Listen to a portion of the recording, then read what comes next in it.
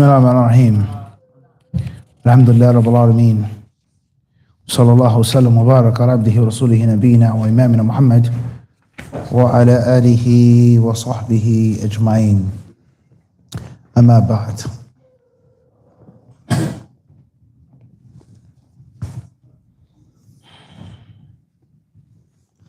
So the question says, هل يجوز لمن يقوم بتغسيل الميت أن يمتنع عن التغسيل إذا كان الميت حالقا للحية؟ وما الحكم الشرعي إذا امتنع ويعلم أن هناك من يقوم بدله بهذا العمل؟ وما توجيهكم أثابكم الله. With regards to the janaza and washing the body before the shrouding, before the prayer, before the burial, is it lawful for the Muslim who has the intention to wash the body of the deceased to refrain from washing the body of the deceased because the deceased has a shaven beard? He sees the body and says, I can't do this. I don't want to wash this person's body. Or he knows that this brother, when he was alive, he didn't grow his beard, he shaved his beard, and they request you to be a washer. We need you to be a washer, or we want you to wash the body. And he says, no, I'm not going to do it. Is that lawful? Is that a valid reason not to wash the body? Also, the question says, what is the ruling on him staying away from the washing if he knows that someone else can do it? It's not like I'm the only person that has to do it. What do you have to say regarding this? What advice do you have? What comments could you share concerning this mindset? Is this a correct mindset or not?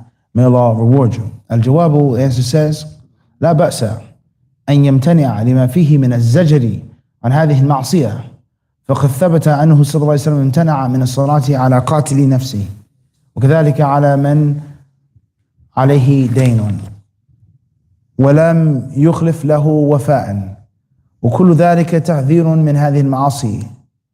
وكذلك إذا امتنعت من تغسيل إنسان تعرف أنه ذو معصية ظاهرة كحلق لحية أو تعرف أنه لا يصلي أو يتخلف عن صلاة الجماعة أو يشرب الدخان أو شيء من المحرمات أو يعكف على الملاهي أو نحو ذلك فلك أن تمتنع من تغسيله زجرا لأمثاله عن هذه أو مثل هذه الأفعال. Question says, there's nothing wrong with that. For you to say, no, I'm not going to wash the person's body. That's permissible.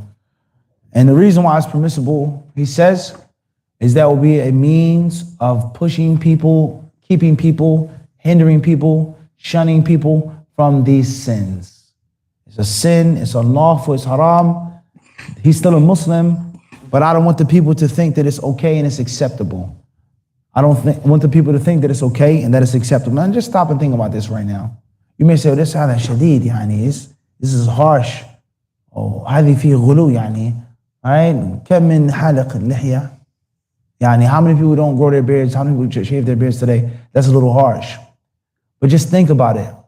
If I do whatever I want to do, perform what I want to perform, practice how I want to practice, and still get all the benefits from the brothers, what's the purpose of doing the right thing then? There's no use. I don't have to follow the rules and I can still get all of the brotherhood. So that in itself is promoting backwardsness. Like many people today, unfortunately, when they give da'wah to non-Muslims, they make it seem like, oh, you have your own free choice, you know, you can. So why even become a Muslim then? The Jews and the Christians, they're like us, so why do I need to become a Muslim? There's no need. If there's no defining line, then what's the purpose? And the whole purpose of the gang or the clique or the mob is exclusivity. He's a made man. Nobody messes with you. Nobody touches you. Any problem you have, you got it. Any issue you have, you got it. But if you aren't, then that's the whole purpose, which will make a person do what? Want to join the mob or the mafia. Because I want those benefits, those perks. So if we treat everybody equally, those who are openly, outwardly disobedient, and those who are outwardly, openly obedient, what virtue would it be given to the obedient ones? That's a very interesting way of thinking right there. Fatwa says, there's nothing wrong with this. It has been reported that the Prophet ﷺ did not offer the salah for the man who committed suicide. And it has been reported that the Messenger of Allah ﷺ did not offer the salah for a man who died with debts for which he left no collateral. And all of this is for warning people from acts of disobedience. So if you don't want to wash the body because you know that he is dhu ma'siyatin zahira, he is an open sinner. So we benefit from the fatwa, shaving the beard is haram, it's a sin. And one of the greatest problems with shaving the beard is that it is publicizing your sins. Like we said in the khutbah, dhunubin sataraha Allahu, sins that Allah hides. So if I ask you right now how many tattoos I have, Abdul Wadud, what tattoos do I have? What names, what pictures, what girls' names do I have on my body? Gang names, do you know? You sure? Do you think I have tattoos? Allah knows best. You don't know that? There's no way, you can't know. I got one on my neck you don't see. But the moral story is what? It's not strong. Thank you. You don't know. How much liquor did I drink last night? Hennessy. Henrock. What, right, Shake? Or Johnny Walker's. El Dorado. 20 years aged. Guyana, right, Shake? You don't know. You don't know that. But if I shave my beard, then what? So that's a very interesting sin. And it's not like too many other sins. You're publicizing to everybody that you disobeyed Allah and His Messenger. So he says here, any open sin, shaving the beard, or you know that he did not make the salah. And pay attention. Many of you young guys, oh, did he make salah? I.e., if he didn't make salah, then he's a what? You're going to say he's a kafir, we want to pray on him. But it's deeper than that. Even if he's still a Muslim, you take the opinion that he's still a believer, him not making salah is what? It's a major sin. You understand? That's the kabira. There's no question about that. So it's between one or two things. Kufr akbar or a major sin. And neither of the two is something that has to be what? Shunned. So if this brother is known not to pray, is known, he just didn't care for all of these years, he dies, everybody runs and jumps and does everything for him, what is that? What message does that send to the other people? Or even if it's not okay, you can still get what? You still get the benefits, and that's a problem. Moving forward, he says the person doesn't pray in the jama'ah for no reason or excuse. A person smokes or anything which is haram. Or a person goes to sleep at night listening and watching haram stuff. Malahi, which could be instruments, anything which is yulhik yani, distracts you from Allah's dhikr.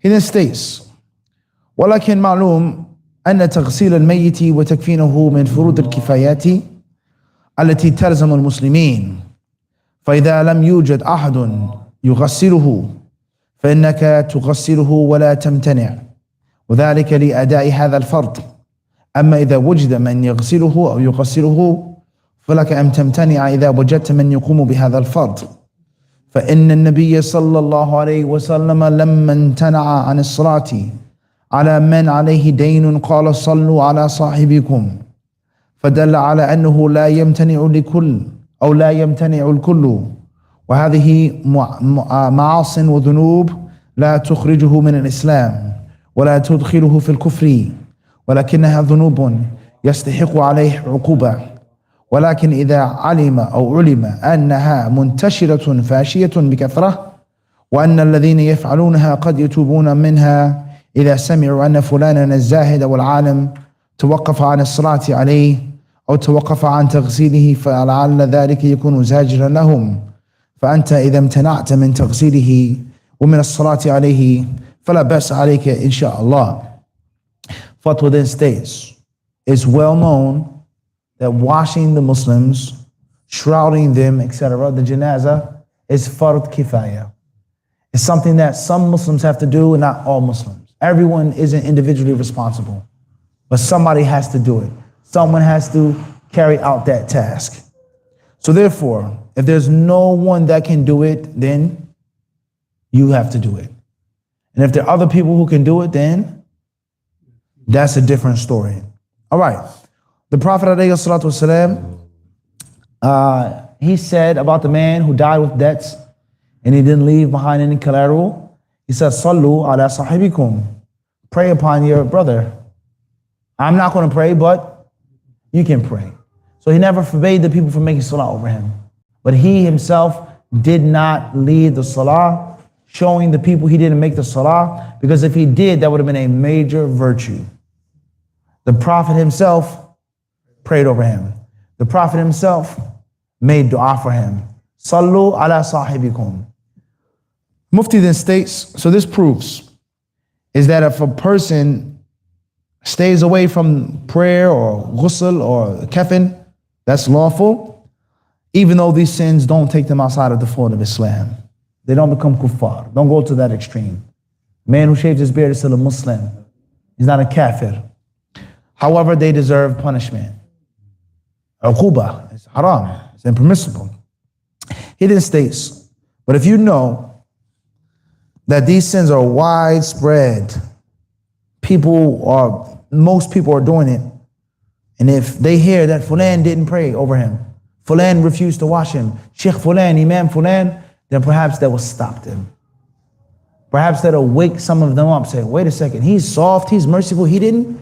I never saw him say no to anybody for 40 years in the masjid. Never, not once. He never said no. Everybody knows Sheikh Fulan in the masjid. His hands are soft. He always smells good. He always is in the masjid. He said no? Dang. If he didn't pray on him, then that must mean that is something serious. So if this is your mindset, then there's nothing wrong with that. There's nothing wrong with that. This fatwa is given by Sheikh Abdullah Al-Jibreen, rahimahullah ta'ala, may Allah have mercy upon his soul. And of course, there are countless things to benefit from and countless things to be mindful of. And in this fatwa, with regards to details, with regards to obligation as a whole versus obligation as an individual. I don't have to do it, it's done. Versus, no, Ahmed, you have to do it. And even if there are other people to do it, it can still be fard ayn upon you if you're the best person to do it. Or you may be the most qualified person to do it. With regards to certain things, given a class. Others can do it, but you, mathalan. Or Allah subhanahu wa ta'ala has blessed you with a talent that is rare and unique, and is mandatory for you to exploit that talent. And if not, that would be ungrateful to Allah subhanahu wa ta'ala. So last but not least, I would say, if you're going to implement this, many brothers, they do, just be consistent. Many people, they won't pray on someone if they didn't pray. But if there's their father or their uncle, then they'll. That's not for Allah's sake. All right, many people, oh, he's a kafir. But you know your grandmother doesn't pray. Your sister, your older brother does not make salah. It's well known. He comes in the house and says, Assalamu alaikum, what you say to him? But someone stranger or person from another race, wa alaikum. You're not keeping it real. You're not being honest. All right, let alone some people, they don't pray over people for certain sins, but other sins they'll just allow. So you gotta be consistent. You gotta be consistent. Imam Ahmed, rahimahullah ta'ala, was consistent. Innovator, even then, he didn't boycott every innovator. That's a lie. But for argument's sake, innovator, sinner, some type of political, all of it. Dunya, anything that was against piety, he would boycott, he would stay away from it. And he wouldn't just pick and choose who he wanted to show his love, his wala and bara to. And Imam Ahmed, rahimahullah ta'ala, is not the prophet, but I'm trying to make a point of young brothers who may learn a few things, or hear a few things, or listen to a scholar about a few things, and then they ignore the other things.